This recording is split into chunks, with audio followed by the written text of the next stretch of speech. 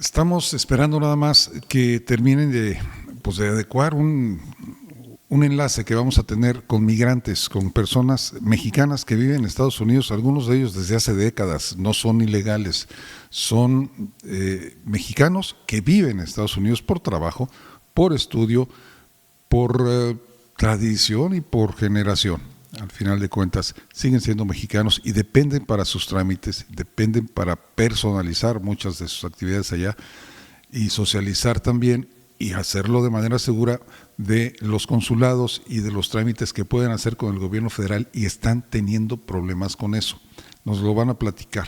En unos segundos nos vamos al set en donde seguramente ya está casi listo este enlace. Parece que vamos a Washington primero. No se la pierda. Agradezco mucho la compañía nuevamente de nuestros seguidores en este espacio de diálogos de NB Periodismo de Investigación. Es solo un programa más, pero el tema que hoy traemos para ustedes es sin duda muy importante. Hay dos noticias que están en el ambiente del mediático. Bueno, hay muchas, pero dos noticias relacionadas con el tema. Primero, nuevamente esta semana, por lo pronto, el gobernador de Veracruz volvió a referirse a la bondad, a lo enorme, a la enorme satisfacción que le da el hecho de que las remesas sigan llegando a Veracruz y sigan permitiendo el desarrollo de nuestra sociedad, así en general. La otra es que ayer, nuevamente, varias decenas de migrantes fueron secuestrados, fueron y están desaparecidos. Entonces nos vamos a platicar con mexicanos que están en Estados Unidos, y no del tema de migrantes, porque ellos ya tienen años y algunos tienen varias generaciones viviendo allá, me refiero a sus familias, ¿sí? De repente pensamos que todos son ilegales. No, aquí también hay mexicanos que pagan impuestos allá, que están considerados también como parte, pues, del patrimonio de esa cultura y de esa población que es Estados Unidos, y son los que generan estas remesas que vienen para acá. Y entonces, como nos ayudan al desarrollo, pensamos que además que son muy buenos, están muy bien. Pero parece ser que no están tan bien, Felipe. Bueno, es que ser migrante es es un paradigma. Es dejar de cero de un día para otro, abandonar todo lo que tienes, toda tu historia, toda tu raíz, moverte y llegar a una tierra ajena y empezar de cero. Y a veces lo más difícil es la decisión y el arranque en la nueva tierra, ¿no? Donde en este caso el idioma es desconocido para uno y donde vienes a echar nuevas raíces. Entonces tú tratas de caminar, tratas de ver, y muchas veces se supondría que las autoridades mexicanas tendrían que estar un poco más para poder apoyarnos en lo que requeramos en esta tierra extranjera. Estados Unidos esto lo digo como un dato histórico, el sistema exterior de relaciones exteriores de México, la Secretaría, es el único país en el mundo que tiene 50 consulados en otro país. Es decir, México tiene 50 consulados en Estados Unidos. ¿Por qué razón? Porque habemos más de 18 millones de mexicanos e inmigrantes de primera generación, y con los de segunda y tercera generación rondamos casi los 40 millones. Pero 18 millones o 40 millones distribuidos en 50 consulados es una labor titánica. Y muchas veces nosotros tenemos problemas para poder acceder al servicio que nos prestan los consulados, para poder tramitar un pasaporte, una matrícula consular, un acta de nacimiento o los trámites que normalmente realiza el consulado. Felipe, te interrumpo. ¿Tú en dónde estás? Felipe González Razo, ¿ah? Sí, soy Felipe González Razo, soy de Guanajuato y estoy en Seattle, Washington. ¿Desde cuándo? Desde el 2013. Ok. ¿Y tienes obviamente tu familia en Guanajuato o en este país, en México? ¿Tienes buena relación con ellos? Tengo familia en ambos lados de la frontera, en México, en Guanajuato. Normalmente cada mes yo envío dinero para México, las remesas propias de lo que se necesita, y hay que trabajar, y a veces en ocasiones hay que tener, normalmente ahora con esta crisis hay que tener 2 o 3 trabajos para poder realizar para poder sobrevivir, porque la situación está muy difícil en ambos lados de la frontera. Sí, eso entendemos. Paola, buen día. ¿Tú estás en dónde, Paola? ¿Cuál es tu nombre completo? Yo ahorita estoy en Tacoma, Washington. Yo soy de Chihuahua, México, y estoy aquí desde, yo pienso, desde el 2009, a lo mejor. Ok. Ujú. Y tu familia está en México, en Chihuahua. Sí, yo tengo mucha familia que está ahí ahorita. Y estás trabajando en Estados Unidos. Ahorita no tengo trabajo porque estoy enfocada en la escuela, Está pero sí he bien. tenido unos trabajos ahorita. Alejandra, ¿tú de dónde estás en Estados Unidos? Yo estoy en Shoreline, en Washington, Ok. ¿Desde cuándo? desde el 2006, Ujú. desde el 2006. Bien, Sí. y por último, vamos para presentar a todos nuestros compañeros de este programa, César. César, ¿estás en dónde? Tacoma también, ¿verdad? Sí, Tacoma, Washington, soy del estado de Chihuahua De Chihuahua también. César y Salazar, César Salazar González. dime. Sí, yo vivo en Tacoma, Washington y soy del estado de Chihuahua y vivo aquí desde el 2015.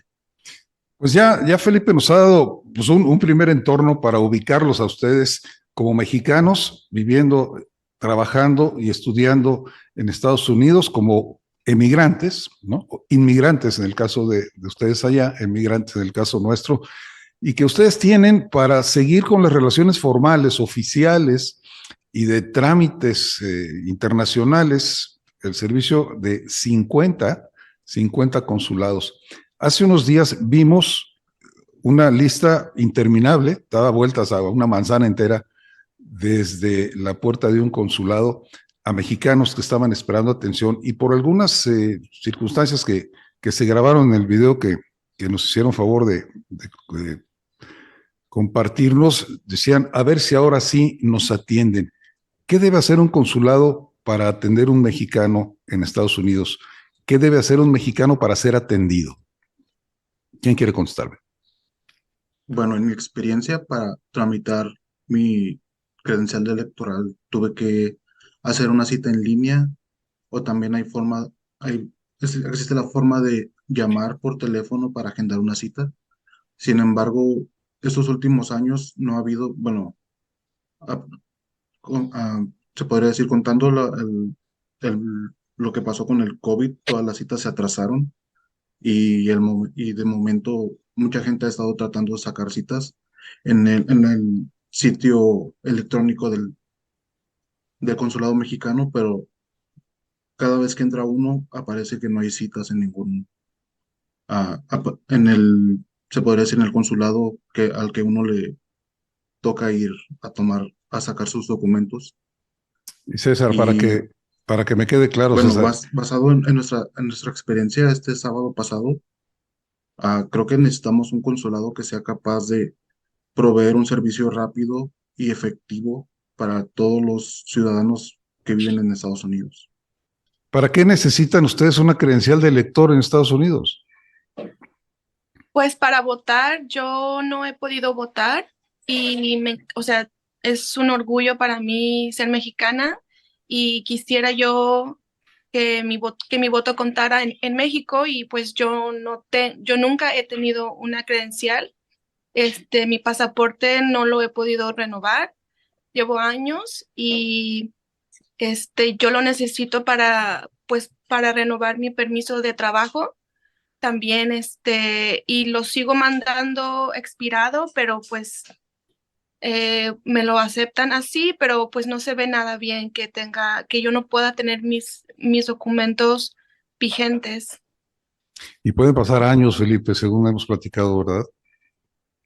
Y mira, lo que pasa es que hay que decirlo de una manera. Este es un problema, yo pienso que multifactorial. Factorial porque, ¿por qué hay varios factores? Ha habido visos de corrupción en la venta de citas para que la gente pueda ingresar, porque a través de las redes sociales te mandan anuncios, quieres cita en el consulado y ya te mandan inbox, ya sabes, los clásicos, y alguien por ahí por arte de magia resulta que sí, te dan cita. ¿Quién lo hace? No lo sabemos. Eso es algo que tendrían que ver las autoridades en México. Pero también, y no todos, debo decirlo, hay gente muy profesional en los consulados, porque a eso se dedican. pero también es algo antes de la pandemia, cuando recién llegó al presidente Andrés Manuel, las cosas cambiaron, porque el consulado el trato era pésimo hacia la gente.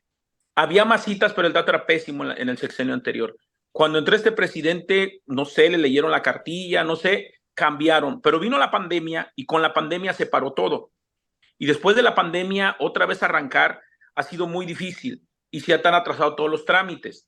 Entonces, es algo sistémico también, porque mira, en el 2018 el embajador, el cónsul en aquella vez en Seattle, que era el cónsul Robert Dondish Glowinski, daba una declaración al Seattle Times que decía que había 850,000 mexicanos en aquel tiempo, que era su foco de atención, su potencial mercado, por llamarlo de alguna manera, la cobertura que él tenía que dar.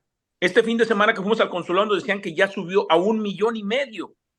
Y te voy a decir por qué ha subido mucho, porque ante las políticas racistas de algunos estados, Washington ha sido un estado santuario de hace muchos años, y aquí te pueden dar un permiso para conducir, te dan una identificación del estado, es más fácil para todos los migrantes. Entonces ha hecho que migrantes de otros estados caminen hacia este estado. Entonces, tener 1,5 millones de migrantes que pueden requerir la solicitud puede ser muy complicado, porque solamente tienen 10 ventanillas y su personal es muy limitado. Ahora, si te fijas, y tú puedes ir a la página de Relaciones Exteriores, por ejemplo, la gente que quiere estar en Alaska y quiere hacer un trámite en el Consulado de México tiene que venir a Seattle. Imagínate atravesar Canadá para poder venir a Seattle. Wow. O la gente de otro estado como Idaho tiene que venir. Y Idaho te estoy diciendo que está a 5 horas de camino por lo menos. Claro. Entonces, ¿qué hay que hacer? Yo pienso que hay que ampliar la cobertura. Porque, mira, si no te dan un pasaporte en México, puede pasar mucho o puede no pasar nada. No importa. Pero aquí un pasaporte, una credencial de lector o una matrícula consular pueden ser la diferencia entre que puedas tener problemas, incluso hasta con migración, con la policía, porque si no tienes eso, es tu forma de identificarte. La otra es para abordar un avión, para cambiar un cheque, para hacer tu trámite de permiso de trabajo, para hacer tu declaración de impuestos, necesitas el pasaporte. Y si no lo haces, te metes en un problema que no tienes idea. Para poder cambiar un cheque, aquí tienes que tener tu licencia o tu permiso de tu identificación del estado de Washington y aparte una identificación mexicana. Cualquiera que sea de las tres, el INE, el pasaporte o la matrícula consular. Te aceptan cualquiera de las tres junto con tu ID del estado. Y las tres si no lo tienes, no puedes cambiar el cheque. Claro, y las tres las propone o las entrega solamente el consulado. Esto lleva a una persona a poder pasarse muchos meses sin poder realizar trámites. Muchos meses. Sí, y mira, lo que es la cosa, hay unas instituciones que no son como bancarias, que hacen préstamos, sí, y te pueden cambiar el cheque, pero ellos te cobran entre el 5 y el 10% del total del valor del cheque. Entonces, bueno, muchos mexicanos migrantes están dejando 100, 200, 300 dólares mensuales en esas instituciones por no tener un documento. No, bueno, a ver, ayúdenme a centrarme un poquito.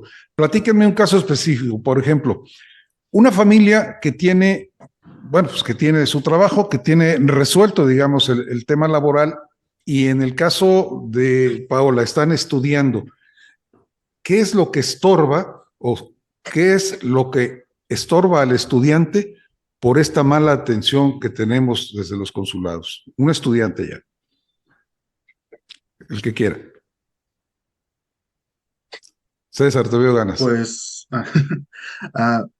las escuelas aquí piden tener un registro de el número de aporte a los impuestos que se obtiene por medio del IRS, que es como se podría decir Hacienda aquí en Estados Unidos. Y para tramitar ese número es necesario tener la matrícula consular o tener el pasaporte mexicano. Y para muchos estudiantes que son ciudadanos mexicanos que quieren aplicar a universidades, tienen que tramitar ese número de aporte a los impuestos, y por eso muchos no pueden tramitarlo porque no pueden sacar cita para tener sus documentos por parte del gobierno mexicano. ¿Implica esto una inseguridad para los mexicanos, los connacionales que viven allá? ¿Aumenta la inseguridad de alguna forma el no tener estos documentos actualizados y esta atención consular?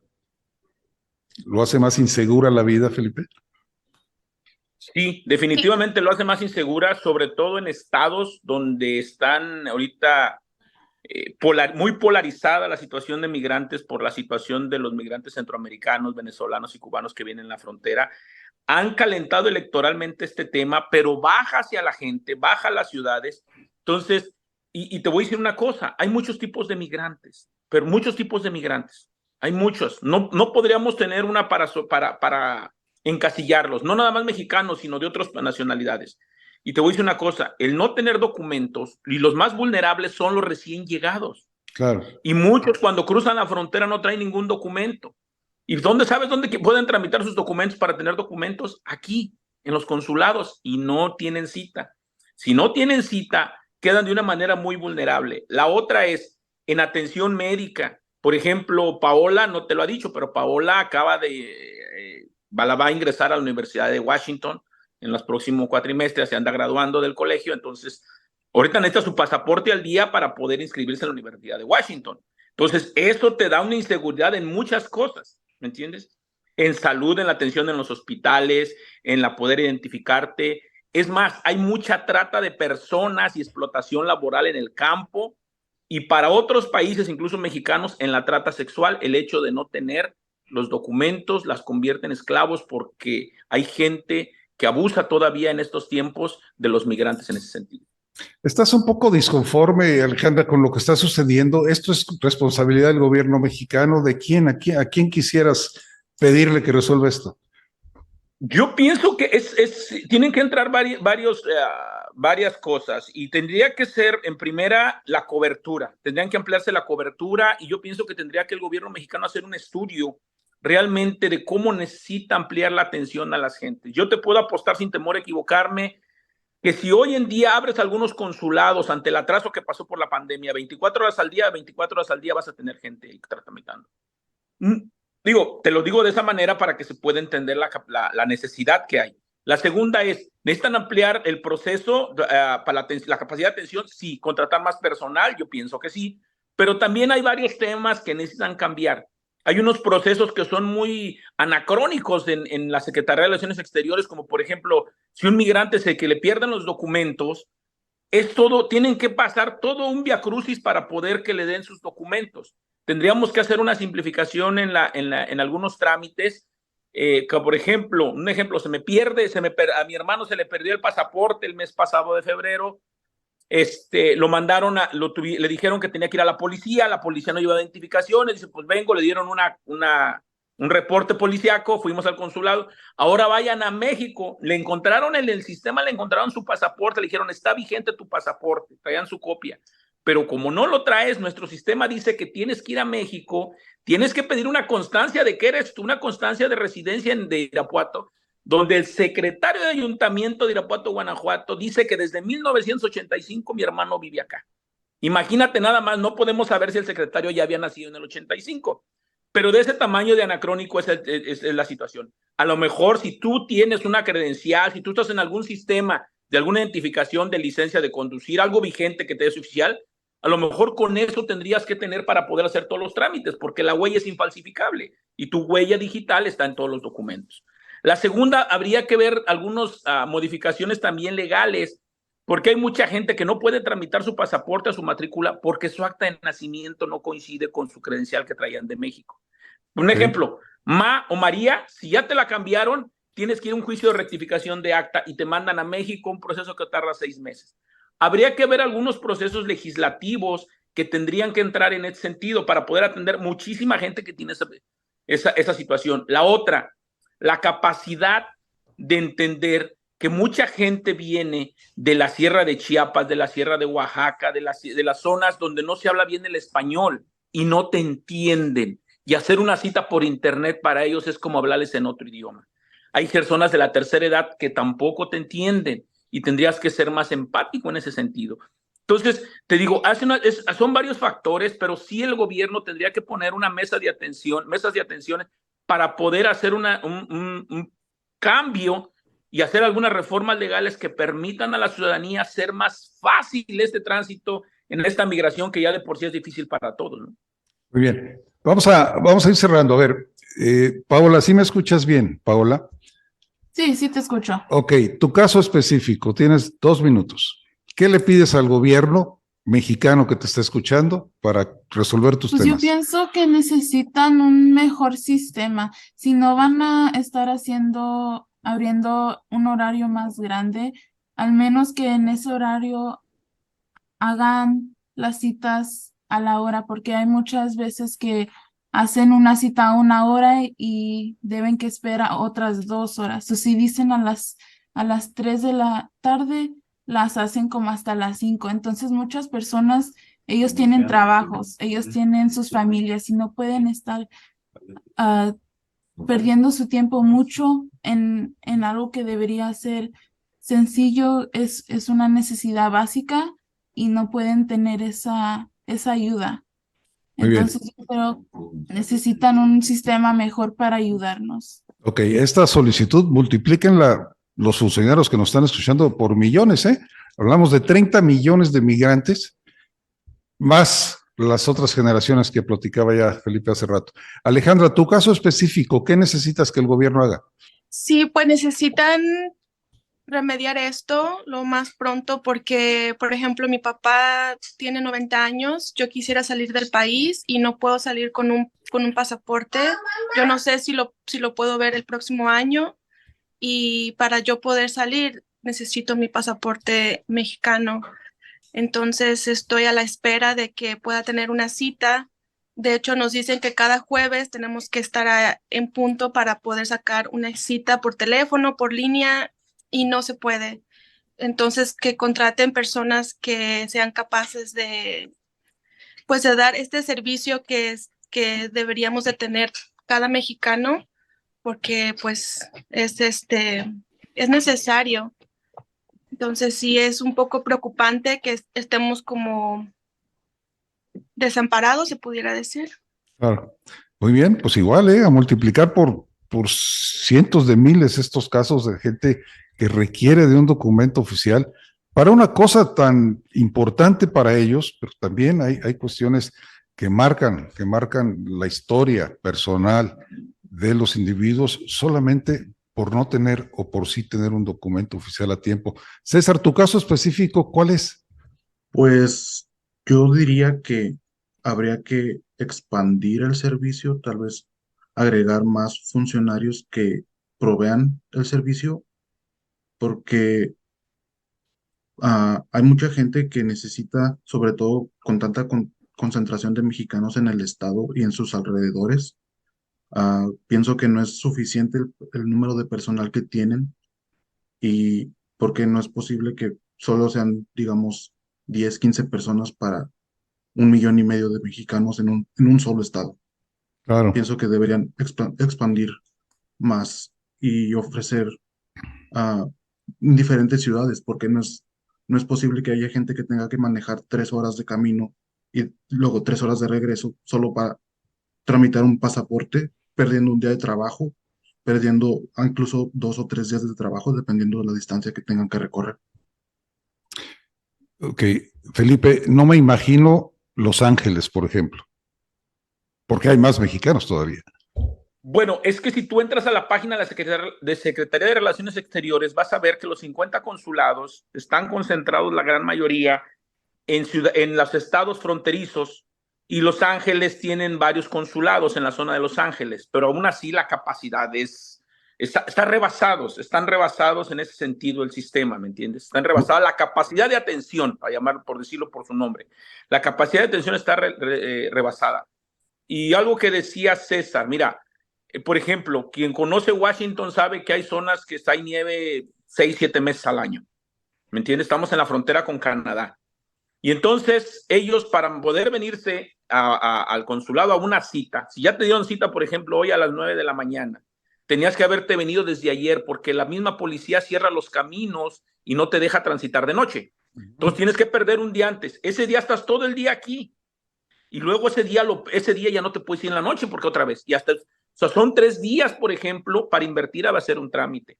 Y eso es lo que el gobierno no ve de repente. ¿Me entiendes? Cada caso es específico y hay gente que tiene días y semanas tratando de tramitar esto y no se puede, no pueden. Entonces, la capacidad de atención tiene que incrementarse. Mira, te lo doy un ejemplo, y dijo Alejandra algo, dan citas cada viernes aquí, cada jueves dicen que dan citas en Washington. Dan 500 citas. Si damos 500 citas por 52 semanas que tiene el año, serían 26,000 citas en un año. Y ellos dicen, ya cumplimos nosotros. Y en efecto, tienen parte de razón, porque dicen, nosotros planearon esto, tenemos planeadas 26,000 citas y las cumplimos. Es más, dimos extra. Servicios de emergencia, vamos a ponerle que dieron el doble, dieron 52,000 fichas. Para un universo de 1,5 millones de posibles usuarios, ahí es donde está el desfase. Y entonces algo tiene que cambiar. Y yo creo que el presidente Andrés Manuel no lo sabe. Y yo pienso que muchos en México no lo saben. No saben incluso la necesidad y la urgencia que es tener un pasaporte. Porque en México muchos dicen, yo no tengo pasaporte, no voy a salir del país, nunca viajo, no lo necesito. Pero aquí es como si fuera tu INE, pues vamos. Aquí es tu identificación y puede ser la diferencia en que puedas tener acceso a la escuela, al trabajo, a los servicios bancarios, al hospital, a cualquier lado. Es tu única forma de identificarte. Ok, tengo una última pregunta. Y perdón. El no tenerlo los deja en estado de vulnerabilidad, ¿no? Perdón, quiero abusar de Felipe, si me permiten los demás, porque lo veo un poquito más claro para esta pregunta en particular. ¿Y qué onda? ¿Qué han hecho? O sea, además de quejarse con los amigos y de quejarse con los cuates, oye, pues existe también la organización en ese sentido. ¿Qué ha pasado? ¿Qué han hecho? ¿Han solicitado? ¿Han enviado cartas? ¿Alguna cosa? Mira, estamos ahorita en este trámite y de hecho yo pienso que falta mucha organización de nosotros y los migrantes tenemos que empezar a sumarnos para poder pedirles de una manera respetuosa pero urgente a los gobiernos en turno, más allá del color, más allá de los partidos, más allá de partidos políticos, de candidatos, de filias y de fobias, una atención que es necesaria. ¿Qué pedimos? Un servicio que el único que lo puede prestar es el gobierno mexicano. Claro. Un servicio en la cantidad y en la calidad que requerimos. Eso es lo único que pedimos. Mira, un pasaporte de 6 años nos viene costando más de $126 por 6 años. No es barato, ¿eh? Una acta de nacimiento te cuesta $18. No es barata. Una matrícula consular te cuesta $38 y los pagamos con gusto. El problema es que la falta de acceso para poder hacerlo.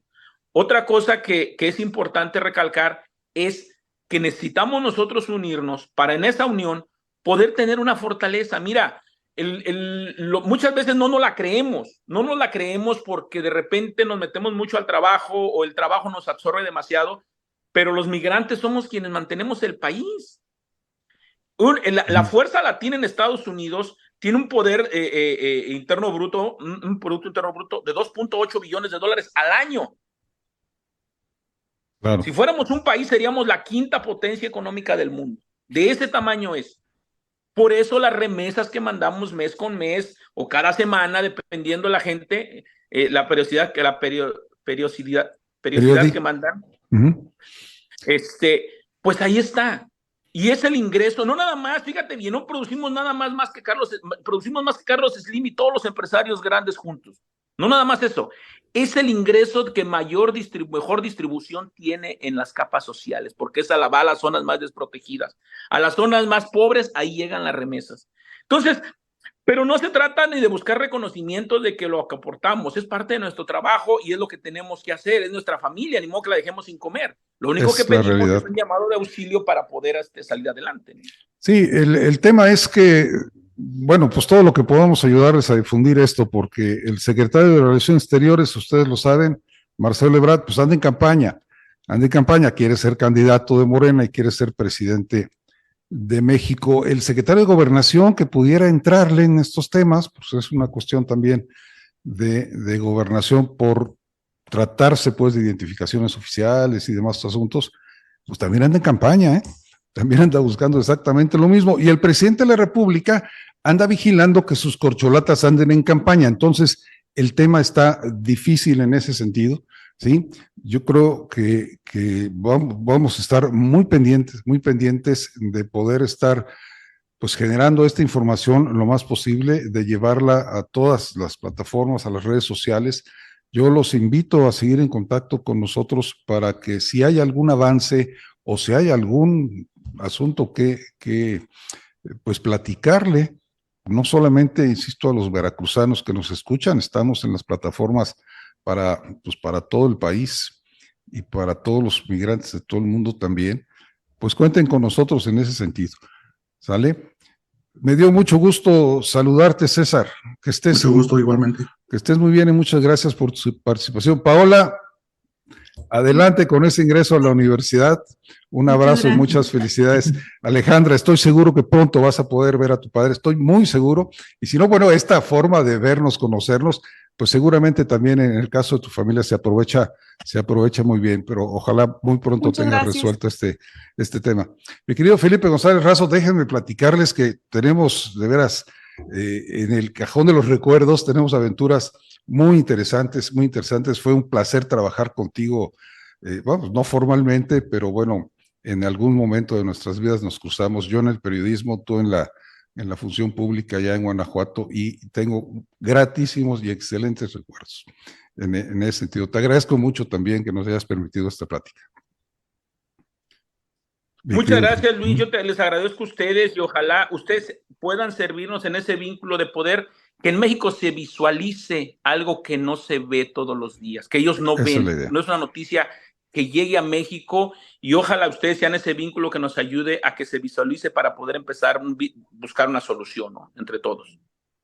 Pues un abrazo, y quedamos permanentemente a sus órdenes en ese sentido, como un vínculo, como un enlace más de lo que sabemos, pues los ata a esta maravillosa tierra que es México, que estamos seguros ustedes extrañan, y que sí, agradecemos mucho a través de ustedes lo que los migrantes finalmente siguen y seguirán haciendo por las familias mexicanas. Un abrazo, muchas gracias. Adiós. Muchas gracias. Muchas gracias.